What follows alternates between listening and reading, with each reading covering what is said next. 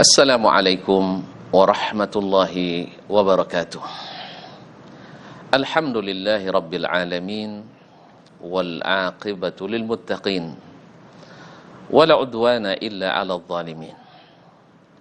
Ashhadu an la ilaha illallah wahdahu la syarika lah, al malikul haqqul mubin wa khaliqul khalqi ajma'in wa raziquhum wa ma min dabbatin fil ardi illa 'ala Allahi rizquha wa ya'lamu mustaqarraha wa mustawda'aha kullun fi kitabim mubin. Wa asyhadu anna Muhammadan 'abduhu wa rasuluhu shadiqul amin sallallahu alaihi wa ala alihi at-tayyibin wa azwajihi at-tahirati ummahatil mu'minin wa ashabihil abraril qadatil ghurril mayamin wa man tabi'ahum bi ihsanin ila yaumin yamtazu fihi ashabus shimali an ashabil yamin. Amma ba'du, fattaqullaha ayyuhal muslimuna haqqat taqwa wa raqibuhu fis sirri wan najwa fa inna man ittaqallaha ihtada wa man a'rada an dzikrihi fa inna lahu ma'isyatan dhanka. Bapak-bapak dan ibu-ibu, saudara-saudara dan saudari-saudari, adik-adik dan anak-anak, ma'asyiral muslimin, ma'asyiral muslimat, para pemirsa dimanapun berada, alhamdulillah Allah masih memberi kita kesempatan hidup untuk menambah panjang catatan amal kita. Mudah-mudahan iman yang ada di dada kita, Islam yang masih menghiasi diri kita,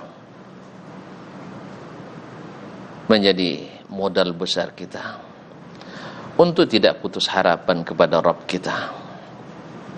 Dalam segala keadaan, Allah tetap menyayangi kita. Allah tetap menginginkan kebaikan untuk kita. Allah Subhanahu wa taala tetap menjadi harapan kita. Mudah-mudahan apa yang menjadi musibah kita pada hari ini, wabah yang masih belum nampak akan meninggalkan kita, tentu saja kita semua sama-sama yakin bahwasanya wabah ini adalah makhluk di antara makhluk Allah yang harus tunduk kepada aturan dan perintah Allah. Andainya dia menjadi azab bagi orang-orang kafir, bagi orang-orang pendosa, orang-orang fasik, tetapi bagi kaum muslimin barangkali dia menjadi penyuci dan pembersih. Banyak sekali kesalahan kita, banyak sekali kemaksiatan kita, banyak sekali alfa kita dalam melaksanakan tujuan visi misi kehidupan kita. Allah Subhanahu wa taala menjadikan kehidupan ini seperti yang diajarkan oleh Nabi alaihi salatu wassalam adalah semata-mata untuk beribadah kepadanya.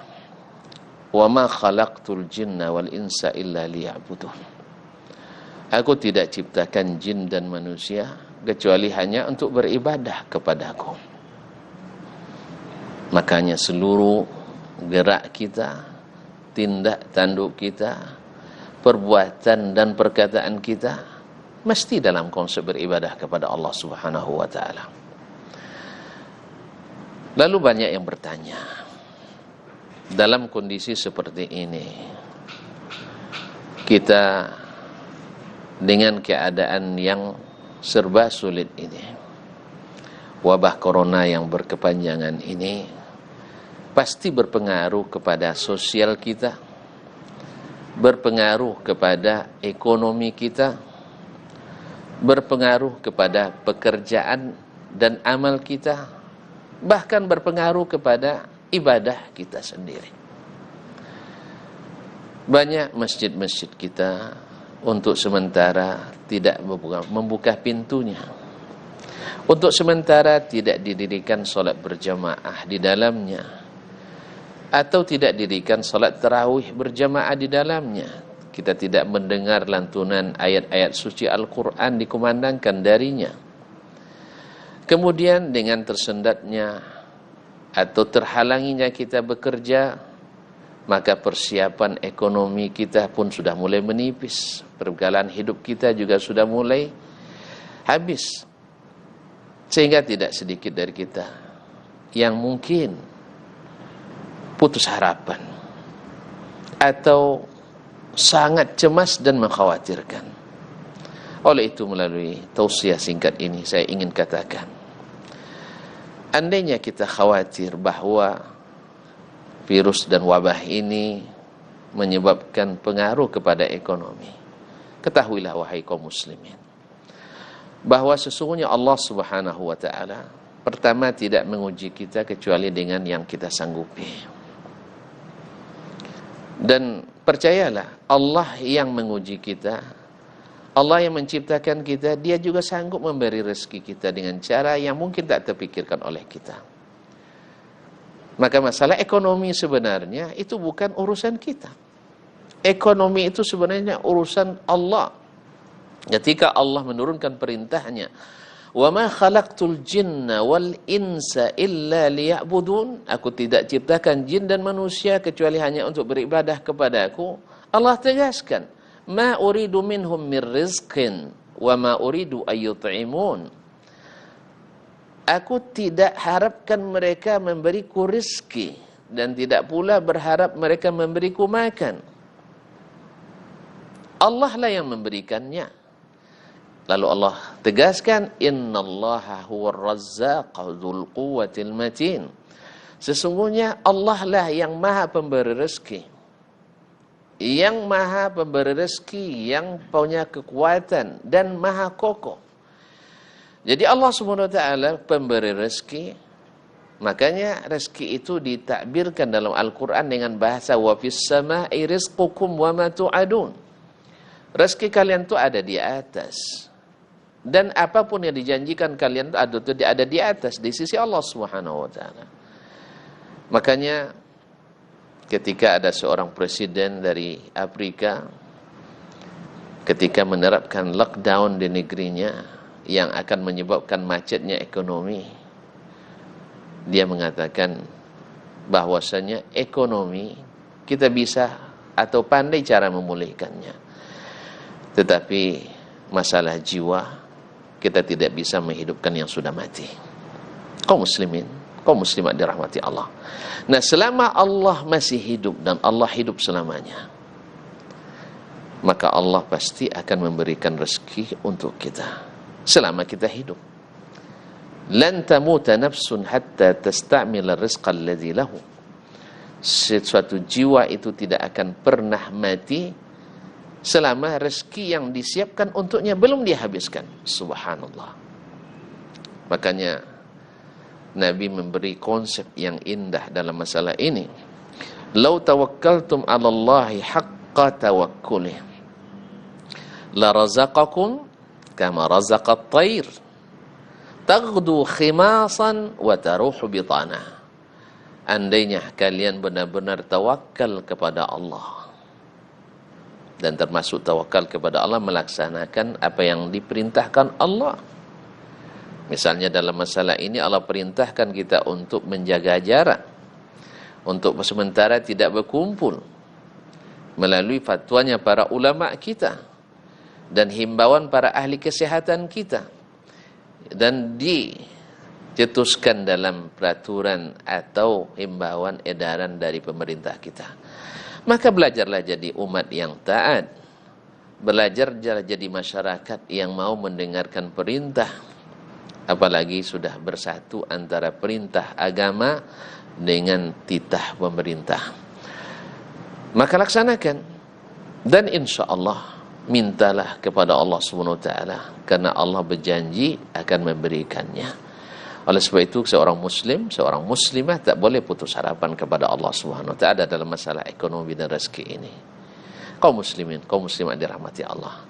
Imam Asy-Syafi'i rahimahullah dalam hal ini bersenandung dengan beberapa bait syairnya. Tawakkaltu fi rizqi 'ala Allahi khaliqi wa ayqantu anna Allaha la syakka raziqi. Ma yakun min rizqi falaysa yafutuni walau kana fi qa'il biharil awamiqi. Fasawfa ya'ti Allahul 'azimu bihi bifadlihi walam lam yakun minni lisanu binatiqi. Fa fi ayyi syai'in tazhabu an-nafsu hasratan wa qad qasama ar-rahmanu rizqal khalaiqi. Dalam masalah rezeki, aku bertawakal kepada Allah yang menciptakanku, dan aku yakin Allah pasti memberiku rezeki. Sesuatu yang dituliskan menjadi rezekiku tak akan pernah luput dari diriku. Walaupun asalnya di dasar lautan yang sangat dalam, Allah yang Maha Pemurah dengan keutamaannya akan mendatangkannya kepadaku, sekalipun lisanku tak pernah meminta. Oleh sebab itu, kenapa jiwa ini hancur berkeping-keping melihat cobaan yang dihadapannya, padahal Allah yang Maha Pengasih telah membagi-bagi rezeki para hamba. Oleh itu, kaum muslimin, percayalah, selama hayat masih di kandung badan, rezeki itu pasti ada. Dan ingat, rezeki bukan hanya harta, rezeki bukan hanya makanan dan minuman. Rezeki yang paling berharga adalah Islam dan iman. Berapa banyak orang yang lapar, tetapi imannya mengokohkan dirinya, tidak pernah berburuk sangka kepada Rabbnya. Ada lagi yang bertanya tentang masalah ibadah kita yang terganggu. Bukankah salat berjamaah kita sudah berapa lama hari berlalu kita tidak bisa melakukannya, bahkan Jumat pun kita tidak lakukan. Ketahuilah kaum muslimin, disinilah pentingnya ilmu. Bagaimana Nabi SAW mengajarkan kita. Dan disitulah pentingnya kita memanfaatkan waktu kita sedang dalam keadaan lapang, dalam keadaan tidak terhalang, senantiasa dan berkesinambungan mendirikan amal-amal saleh seperti yang dicontohkan dan diperintahkan. Ketika kita lapang dulu, setiap kita waktu sholat masuk kita ke masjid, setiap kita hari Jumat lebih awal ke masjid. Nah, di saat-saat seperti ini, ketahuilah bahwa Allah Subhanahu wa ta'ala tak melupakan kita. Nabi SAW mengatakan, "Idza maridal abdu aw safar, kutiba lahu ma kana ya'maluhu sahihun muqim, kutiba lahu ma kana ya'maluhu wa huwa sahihun muqim." Hadis riwayat Imam At-Tirmizi, An-Nasai dan Ahmad. Dan apabila seorang hamba itu sakit atau musafir, maka Allah tetap tuliskan pahala amal yang biasa dia lakukan ketika sedang sehat dan tidak musafir. Oleh itu, kaum muslimin, andainya kita di bulan Ramadan ini tidak bisa lagi melaksanakan indahnya bersama salat di masjid-masjid bertarawih, atau membaca Quran, atau mendengarkan santapan rohani Ramadan, atau tidak melakukan buka bersama di masjid atau di musalla, ketahuilah yang sudah terbiasa tetap mengalir pahala walaupun dia tidak lakukan. Dan alhamdulillah, kalau seandainya kita tidak bisa secara bersama-sama, tapi tetap juga bisa menikmati bersama. Kalau punya kelebihan rezeki, kita bisa kirimkan dananya kepada saudara kita yang kita tahu dia membutuhkan, atau melalui lembaga-lembaga baik yang resmi maupun yang tidak resmi, yayasan atau pemerintah yang berkompeten dalam masalah ini, mereka akan menyampaikan, dan insya Allah pahala itu tetap dialirkan kepada kita. Kaum muslimin dan muslimat dirahmati Allah Subhanahu wa ta'ala. Oleh sebab itu, dengan ilmu dan iman ini, sebenarnya segala kebaikan itu dapat kita lakukan.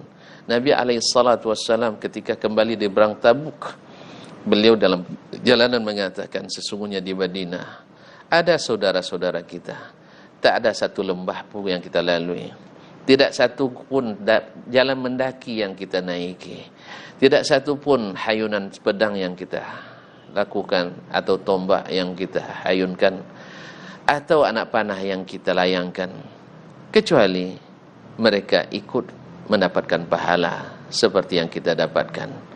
Kenapa? Mana'ahumul uzur. Mereka terhalang melakukannya. Andai tidak terhalang, mereka melakukannya. Oleh sebab itu, harapan kita sangat besar kepada Allah. Mudah-mudahan wabah ini segera berakhir. Dan tentu saja, jangan lupa berikhtiar dengan mendengarkan arahan pemerintah, arahan ahli kesehatan, dan khususnya imbauan para ulama kita yang berfatwa. Dan jangan kita mengikutkan semangat yang tanpa ilmu dengan alasan bahwa sesungguhnya Allah pasti melindungi. Ketahuilah bahwa sesungguhnya orang-orang hebat pun, orang-orang saleh pun dikenai oleh penyakit. Abu Ubaidah bin Jarrah yang dijamin masuk surga juga meninggal dan syahid dengan ta'un Amwas pada tahun 18 Hijriyah. Bersamanya adalah faqihus sahabah, orang yang kata Nabi yang paling alim dengan ilmu halal dan haram dalam Islam, Muaz ibn Jabal, juga syahid kena ta'un Amwas. Oleh sebab itu, ketika datang Amr bin As radhiyallahu taala anhu, maka dia mendapatkan suatu keahlian untuk melakukan social distancing atau menjaga jarak, maka beliau memerintahkan kepada rakyatnya ketika dia diangkat jadi gubernur pengganti, dan langsung dengan izin Allah SWT ketika itu dilaksanakannya lockdown, dengan dilaksanakannya social distancing atau physical distancing, mungkin ini lebih baik kita katakan menjaga jarak dulu sementara. Dengan demikian izin Allah SWT, dengan ikhtiar yang benar dan taat atas anjuran yang diberikan, insya Allah Allah membalas, karena itu adalah suatu kebaikan. Karena taat kepada ulama, taat kepada pemerintah dengan dasar firman Allah dan sunnah Rasulullah SAW adalah juga pahala. Mudah-mudahan kita diselamatkan Allah dan tetap mengalir pahala bagi kita, karena harapan itu tetap ada. Seseorang tak boleh putus harapan dari Allah Subhanahu wa taala. Barangkali sampai di sini pertemuan kita, mudah-mudahan bermanfaat. Lebih dan kurang mohon dimaafkan. Subhanakallahumma bihamdik, asyhadu an la ilaha illa ant, astaghfiruka wa atubu ilaik. Wassalamualaikum warahmatullahi wabarakatuh.